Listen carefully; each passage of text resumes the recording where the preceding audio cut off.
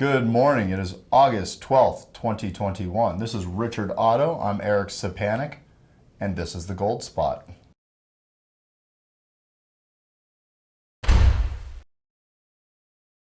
We have a very interesting budget plan in Capitol Hill right now, and I was hoping, Richard, you could help enlighten us on what's going on. Well, if you've been watching the news, Eric, you noticed they've been busy in Washington, D.C. again.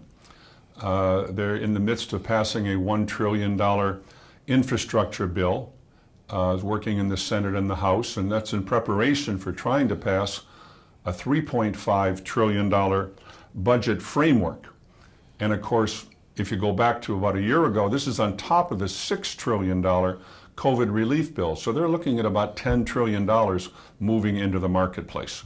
Well, that's pretty interesting. I guess the question is, if we're going to just keep making this money, or we're going to keep spending this money, how are we going to pay for this?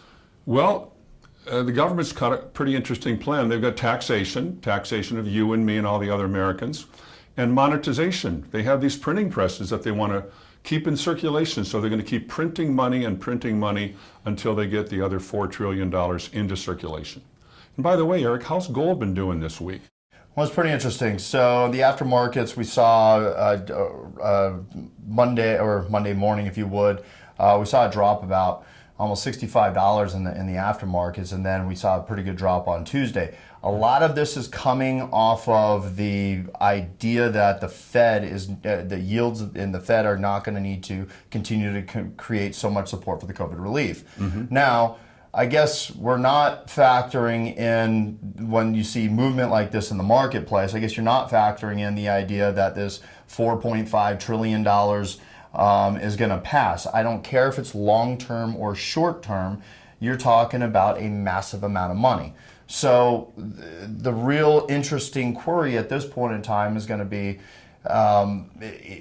what is the long-term perspective for gold? Because that's what, we've always preached is, forget about what happened this week, look at what's going to happen in the next year, 2 years, 3 years, 10 years. Where do you see that going? You've been in the business a long time. Well, let's go back 30 years. I remember when I was offering gold at $300 an ounce. And one of my clients asked me, she said, Richard, do you think it's going to hit 400? Well, it hit 4, and then 5, and then 1,000, and then 1,500. And now we're sitting at around 1,750. So that means, where are we going from here? Well, with everything that's going on in the marketplace, with all of the money moving into the marketplace, with all of the experts saying that inflation is coming and continuing on, many of us would not be surprised if gold hit $3,000 an ounce. I believe that you can agree with me that America is on a much different path since this last administration took over than it's ever been before. Absolutely. Okay.